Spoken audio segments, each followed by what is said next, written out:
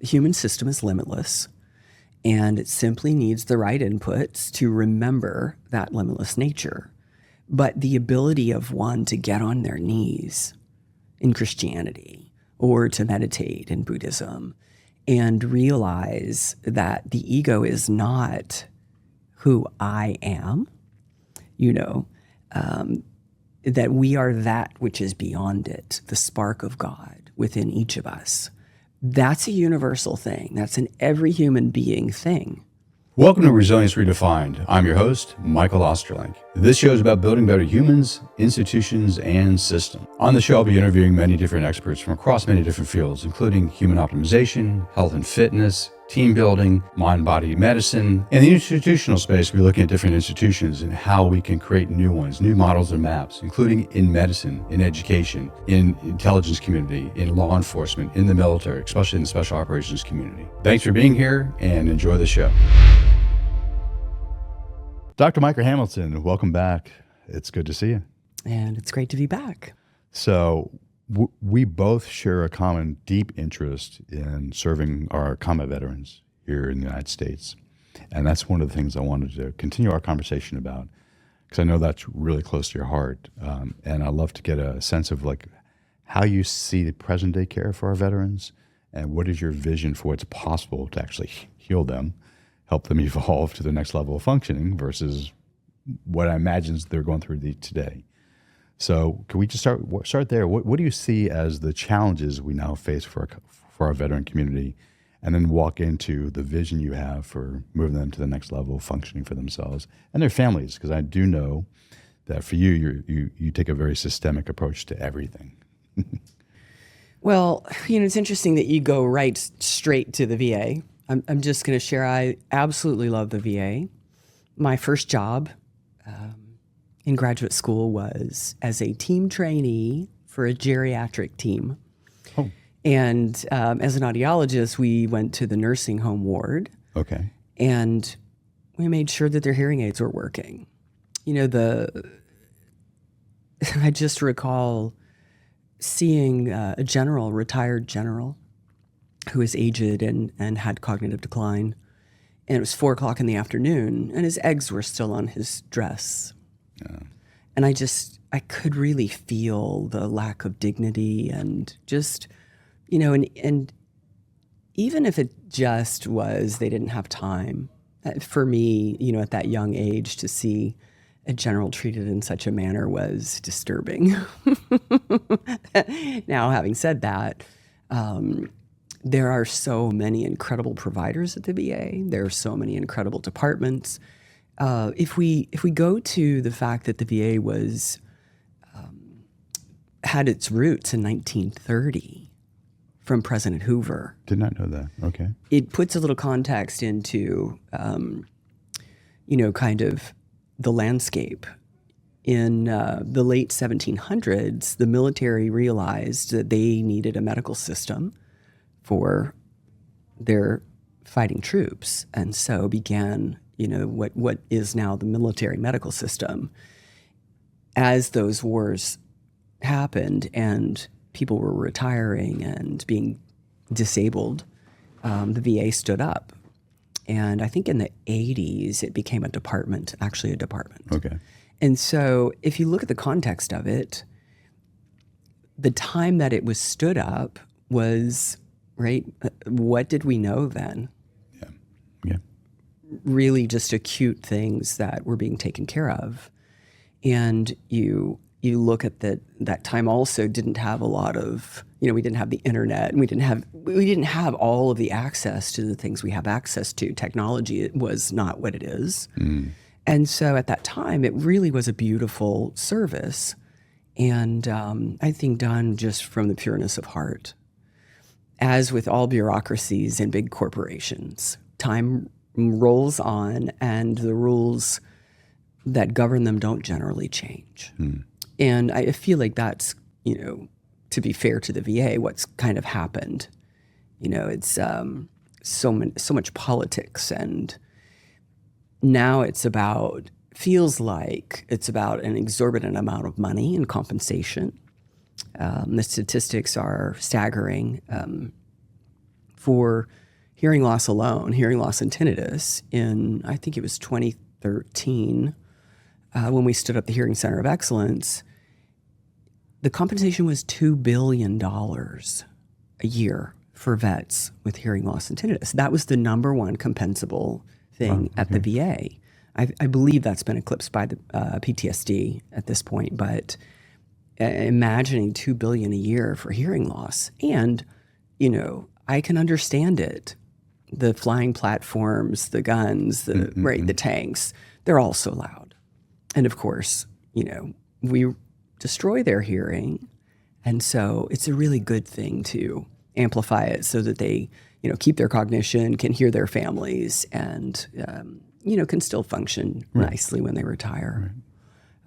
So that's a little context. If we go to what's happening today, I have a nonprofit foundation, as you know, the Pierre Zoe Foundation, and we're contacted a lot by people who can't get alternative types of care. The VA is really good about giving prescriptions and doing reductionist, sick care medicine, and that's great. But for one who wants to really use alternative methods, and by that I don't mean woo things, there are so many beautiful things to restore wholeness in the veterans that the VA just can't implement.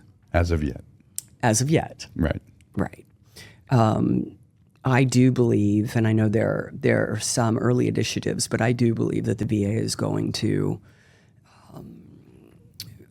move to more sense making, move to what happens if we don't medicate them and continue to send them medication that they're not taking, and what happens when we actually find those who have become whole because they've found their own strategies outside of the VA care system, and what can those stories tell us?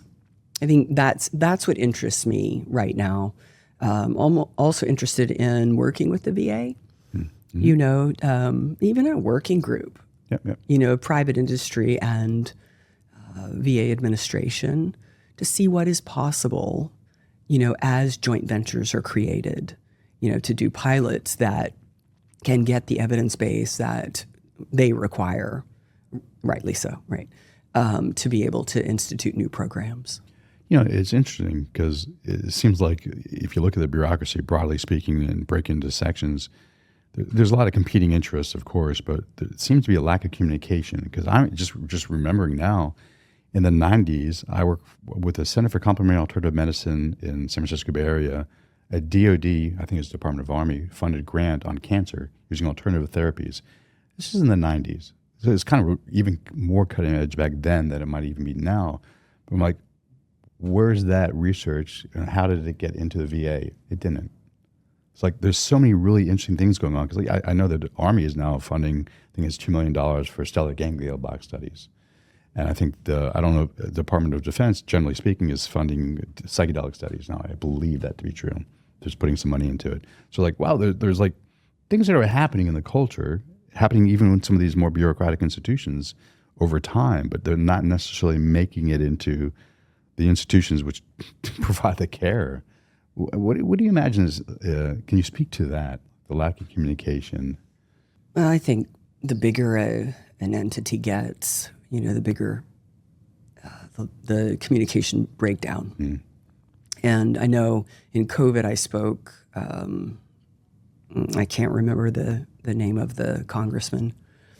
I spoke on a panel, and the people weren't getting any information during COVID, and it, created kind of a panic, and there was fear around what's going to happen to our care, and these are already mentally kind of disrupted individuals, and I just said, what is the plan for communication in the VA? Are we sending out to the veterans, look, this is a situation that we're all encountering in the country.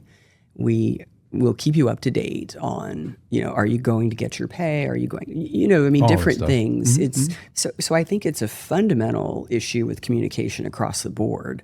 I don't think it's, I don't see it as just being in certain areas. I feel like it's a global communication issue. On the grants, the CDMRP grants that you're referencing, there are beautiful things being done for sure. What it feels like, and I do not know, and I'm just going to share that with you. I do not know this, but feels like there never seems to be enough evidence to warrant a yes, to allow those things that are truly beneficial, like MDMA. I was going to say, like MDMA, and the advisory committee which ruled against it, or recommended against it, I should say. Yeah. In spite of 500,000 couples, right, counseling sessions being completely transformative with no negative side effects, right, and being overruled, right, FDA overruling the courts twice. You're talking about like in the 90s, the DA which is just. And so it's disturbing. Interesting, especially because we do psychedelic facilitation and often in a crisis, in a need. And to see the families in that way is heartbreaking. Yeah. Also, though, to see them kind of gather around each other after the psychedelic facilitation because there's more wholeness in the system is truly just rewarding. I mean, to see a family put back together. We have friends in common that I'm visualizing him and them right now in that space. Yeah. Yeah, it's a beautiful thing. It's a great segue to the foundation and your vision of what's possible for our combat veterans using, a new model. Can you walk through the foundation and the model that is being used and why we should choose that one? as or even have a conversation about that one. Yeah, we can start with the conversation first. Yeah, fair enough. Yeah, sure. We began the foundation in 2018, and we just, Apiron was doing so well, and we said we want to give back. And of course, the population to give back to was the vets. Me spending 30 years, most of my life in the military, Right. just really made sense. As Apiron began to show transformative changes in health and well-being, we don't have anyone on SSRIs or blood pressure medication or diabetes medication. I mean, our clients are happy and healthy and doing amazing things, no matter where they came from, right? They come on those medications, but, the human system can heal itself when given the right inputs. Right. And so we realized that we could translate our medicine into a program that vets could take advantage of. And it was initially through a sponsorship program where we would have a patron who wanted to improve his health and his or her health, and they wanted to help a vet, and often a vet that they knew. And so the patron would go through the program with us and pay for the vet to go through the program at a significantly reduced rate. And it was just amazing what, having sort of an accountability buddy, and doing all the things that create health and well-being in a client did for them. Recently, we've been able to translate that into a telewellness program. Yeah, as we're transitioning that out to the United States, and that's even better because they don't have to come for extensive testing, and we can do everything mostly from their home or in their local city. And they just it's a body mind spirit program because the human system is made up of all of it. Yeah, right. Our biology, our psychology, our social networks, the environment, our spirituality, and also our energetics, which rarely is this talked about. Everything is made of energy, and yet we don't talk about the human being an energetic, right. Kind of structure. Right. And so, in each of those, there are things that are critical. Yeah, actually, could you walk through, you just named like 6 different domains. Could you walk through each one and how you might take a veteran through that process? Yeah, so for the biology or physiology, we do testing, we do advanced labs, not the normal cholesterol that is drawn in Sick Care America. We do fractionated particle NMRs or VAPs, and it gives us a really deep dive into what's going on in that system. We look at inflammation, we look at methylation, mm-hmm. We look at all of the things, the metabolic markers, to see what the metabolic system is doing. Also microbiome, oral microbiome, okay. which is as important as gut and, the whole lower microbiome. It's interesting that the bacteria in the mouth is a significant contributor to heart disease. Heart disease, right. And Alzheimer's. Yeah, it's crazy. It's not crazy, but it's fascinating. Well, and most people have no idea that their mouth is so important. Yeah. And so, we take a deep dive into the hormones. So we do hormone panels, but we also do the Dutch test, which is metabolism of hormones. And that looks at cortisol and melatonin and the estrogen, testosterone, progesterone. Right. Like how are we metabolizing them? And so as we get a great picture of the physiology, we also do the genetics. Mm-hmm. And so we check their genetic predisposition, which doesn't mean they're going to have it. Right. And that's the thing with genetics. It's hard coded, but epigenetics, or above the genes, is what actually can change the expression. So turning it up, turning it down, turning it on, turning it off. And so we take all of the data points, also metabolomics. And metabolomics is a deep look at the different organ systems and the things that are deficient. Mm. And so we can use supplementation from the labs, the genetics, and the metabolomics to give us a true picture of the specific need of that individual. And this is where I think there's, such a big disconnect. Mm-hmm. Is people are guessing of what supplements they need. They hear a supplement commercial or see an ad and they go, I've got to have that. But the thing is, we always ask, why are you taking that? And how are you measuring its effect? Mm-hmm. Because if we don't know why we're taking it and it's not based on metrics, that makes no sense. If you can't take it and then 3 to 6 months later determine the benefit or not, we're potentially putting something in the body that's not great and spending a lot of money while we're doing it. So the precision allows us to really uniquely design for the individual. Where were you 40 years ago when I started taking multivitamins?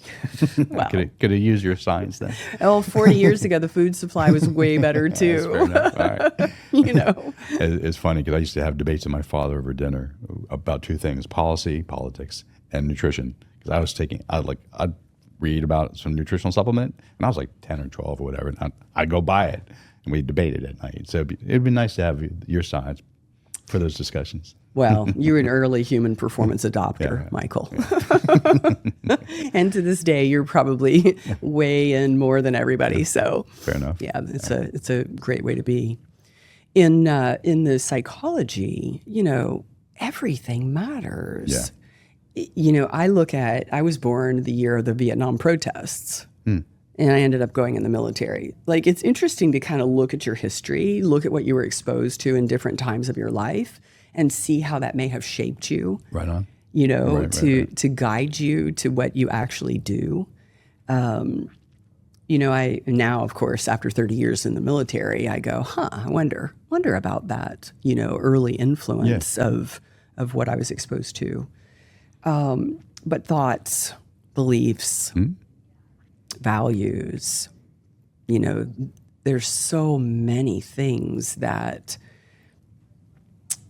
sort of show up in life to condition us. Right. If we look at it from the individual perspective, ancestral, cultural and collective. Right. What we see is we're a product of our environment, of our teachers, of our coaches, of our cultural editors, as Mario Martinez speaks of.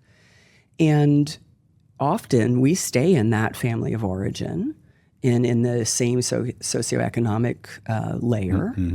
And rarely is there a look at self-awareness. Yeah, right.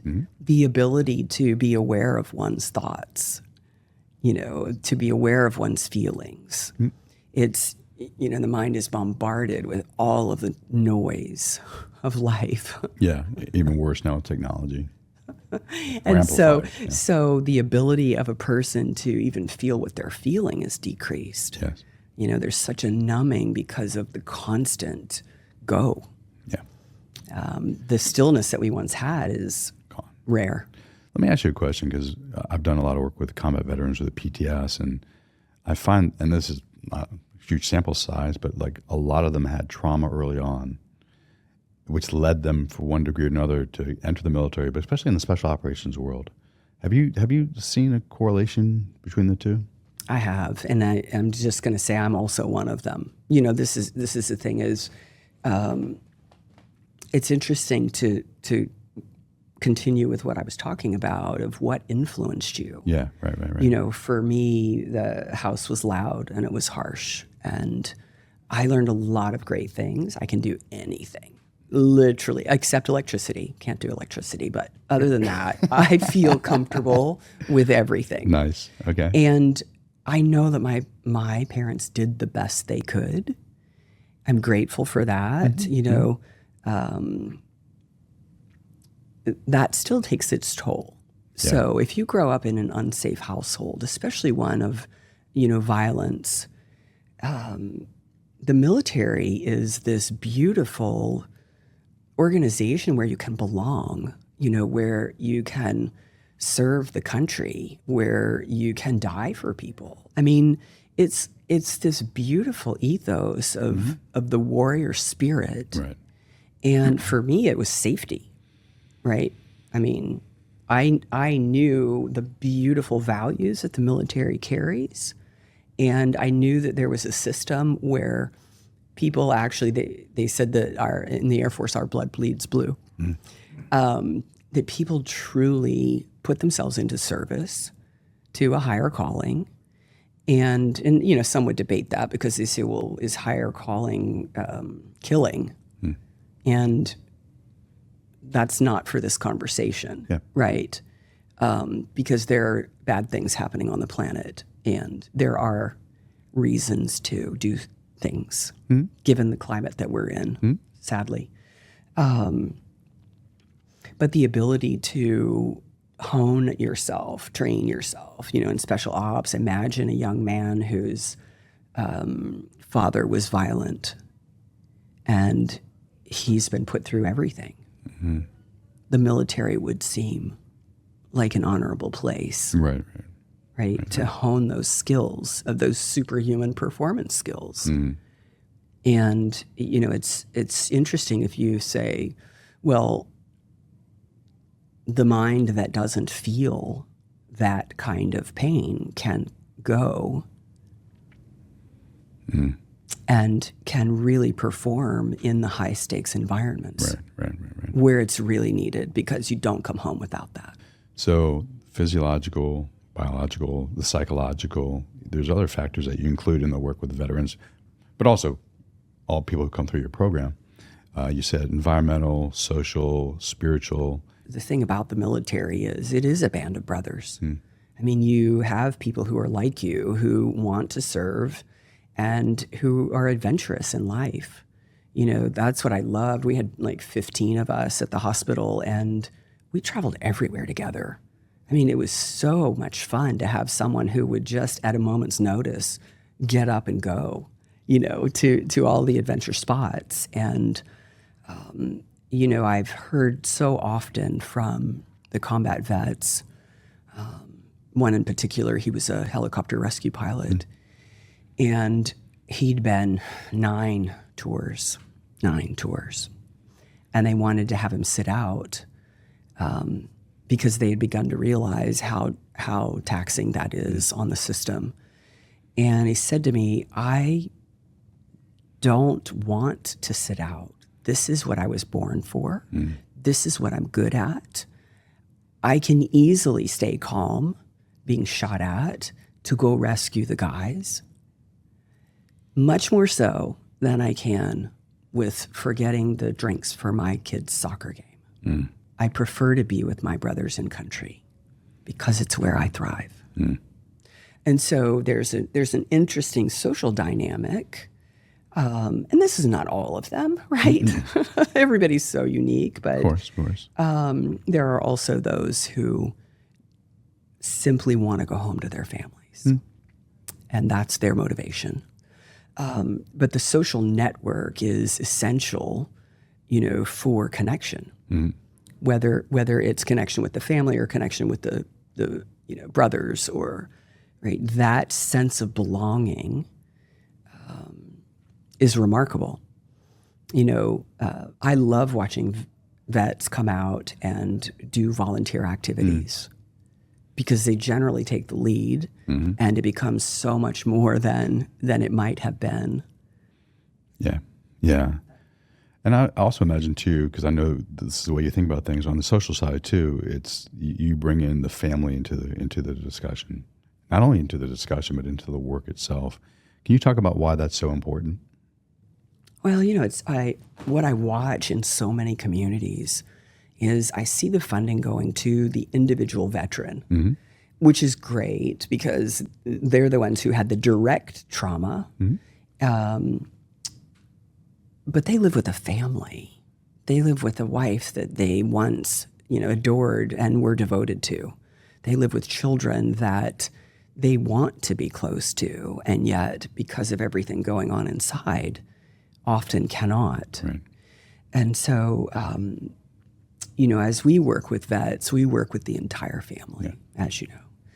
And the opportunity for the spouse and the child to be able to tell dad or mom how much they love them, and that it's okay that they yelled at them, or the love that a child has and that a wife has for a husband, or a husband for a wife. It's so essential. It's so true. And yet, when you're numb from what you've been exposed to, the ability to feel that is so far away. Yeah. The MDMA, ketamine, they assist to open the areas that have been guarded or armored or blocked off. Right. And often there's just this beautiful breakthrough with the family as a unit, where we watch the family become that unit that is the unit from, being in country. Yeah. Okay, that's a great connection between the two. I love that. Spirituality, where does that come into play? Yeah, spirituality is the underpinning of everything. Yeah, for me, love is God. And love is the everything. It's not an emotion, right? It's the everything that creates. It's the everything that holds, nurturing and just everything, kindness, caring, compassion, equanimity. It just all feels born of love. And whether that love is that that you're an individuated aspect of God, or God is outside of you in his son as Jesus, or in any of the other religions, they all have at their core love as the foundation. And if we stripped away all of the do's and the don'ts, the control mechanisms of religion, and we just said, can we love each other?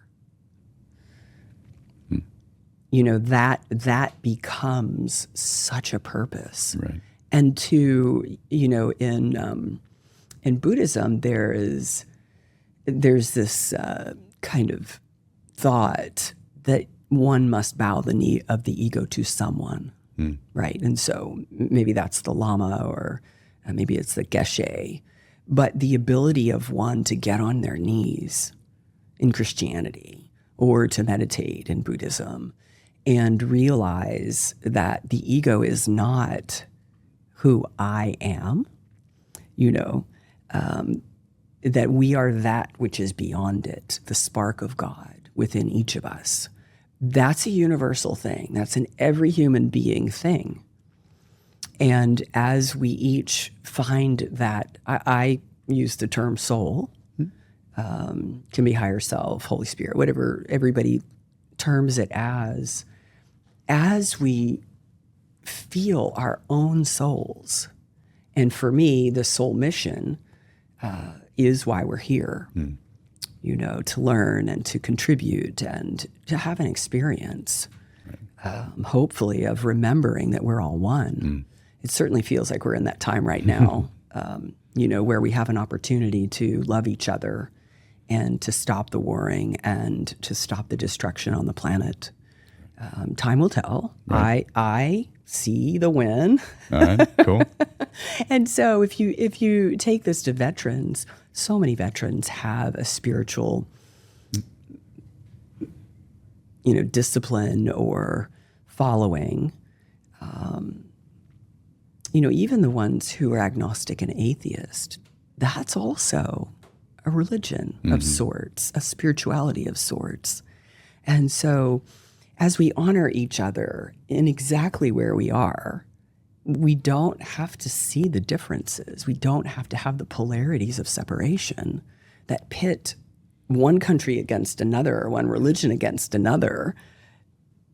It's all love. Yeah, it kind of reminds me of scale of the family versus the family within a nation state versus the family as the human species. It's the same thing as what I'm hearing you say. The scale is different, but it's the same process. And in the military, we know that. I grew up in a racially biased home simply because we lived in the Deep South, and I think that was just sadly the belief at that time. I had friends of all colors. Colors didn't matter to me. So when I went in the Air Force, everybody was treated the same. And I was a little surprised at that. I did hear years later from a friend that she didn't feel treated the same. She felt the difference, and that must have been hard for her. But from my perception, right, we were all simply humans serving the military to keep our country free. All right, so it's a very comprehensive approach to both, I don't know if you use the words healing, but wholeness. Wholeness. Okay, wholeness for the veteran system and the veteran family system. So one of the things that Aperonzoid does, in the foundation in particular, is helping to restore people who already have been operating at the highest levels of capacity, and not only bringing them back to where they were, but even making them more highly effective in the world, highly efficient, whole, as you might have said too. Can you speak to that? Because that can be very interesting for a lot of people, especially the veterans themselves who have a memory of what it was like to operate at the highest capacities, and due to their combat experiences and PTS and TBIs, et cetera, they have diminished capacities. But I'm sure they'd love to get back to, it's not even saying get back to, go forward to the next iteration of what's possible for them as a human being. Yes, and I'm glad you put it that way. Thank you, because the human system is limitless, and it simply needs the right inputs to remember that limitless nature. There's no question that special operators are above and beyond most everyone on the planet, right? The capacity that they hone, it's almost superhuman at times, thank goodness, because that's definitely needed. And as we look at it through a performance lens, we spend millions on training them. And then we know they're going to break in country. And I would say most believe that it's the cost of doing business. I disagree with that. The human system that was at its peak can return to its peak no matter the age, no matter the state, We've had people given death sentences, literal death sentences of what they were going to die with, completely restore their brains, their minds, their bodies, and even to the point of being in total peace in their interior and creating so much good in the community because of that. And it's all the advanced strategies. And this is where we'll just kind of finish off. The VA can't provide those advanced strategies, as of yet. Peptides, brain training, neuromodulation, neurostimulation. There's so much advanced tech now to change the way the mind is functioning, to calm the system. Heart rate variability tech. There's even emotional tech now that can look at emotions and how the emotions are causing havoc in the body, through physiologic measures. We have things like apheresis, where we can take the blood off, spin the plasma out, which carries all of the aging and the declined signals, toss it away, replace it with albumin and saline so they have clean plasma, and also young plasma. And we're in FDA studies with young plasma, and what we're seeing early is incredible. I mean, it's just amazing, the change in the numbers of the individual, for their health profile. Also EBU, extracorporeal blood oxygenation ozonation. And what that does, it takes the blood from one arm, puts it through a special filtration system, and oxygenates it, ozonates it, and then runs it through light spectrums to kill the virus, bacteria. It takes care of cytokines. It just really is like a blood purification system to supercharge the blood. Love that. I mean, all of these new advanced strategies can really change with hyperbarics. Yep. Altitude chamber, cryo chamber, infrared sauna. Yep. I mean, as you put these really high-tech things together, they synergistically create an outcome where somebody can heal in like such a small amount of time, where they don't need to be on medications for 10 years. And then, oh, by the way, we have to detox off of those, right? Before we can even begin to optimize the system, it's got to get to homeostasis. So that's the real win, is homeostasis as a baseline minimum. And then you can optimize, and then you can use all of the advanced stuff to enhance. That allows us to restore them to wholeness. But now they have a wisdom in the wholeness that creates things that we don't really know yet what those outcomes are going to be, because their leadership value, their ability to do things that most can't do, makes them valuable contributors to their local communities and to our country. How can people learn more about the program, and what's the process of getting involved in the program? Things along those lines. And we have a website, the Appear on Zoe. It's appearonzoefoundation.org. And they can reach out there for more information, or connect with Appearon at appearoncenter.com or appearonzoe.com. Okay. And with me through LinkedIn is probably the best place. Cool. Well, thank you, Mickra. My pleasure. Great to see you.